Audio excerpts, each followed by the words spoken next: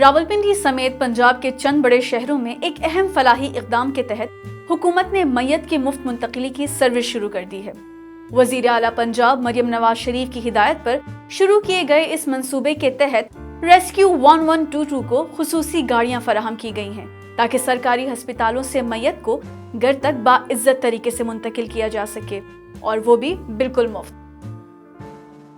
حکام کے مطابق اس سروس کا مقصد ایسے مشکل وقت میں شہریوں کو سہولت فراہم کرنا ہے جب انہیں نجی ایمبولینس سروس کے مہنگے اخراجات کا سامنا کرنا پڑتا ہے۔ ابتدائی مرحلے میں یہ سہولت لاہور، راولپنڈی اور ملتان میں دستیاب ہوگی، جبکہ جون تک اسے پنجاب کے ہر تحصیل تک توسیع دینے کا منصوبہ ہے، جہاں ہر تحصیل میں ایک خصوصی ایمبولینس فراہم کی جائے گی۔ شہری سروس سے فائدہ اٹھانے کے لیے ہیلپ لائن 112 پر کال کر سکتے ہیں۔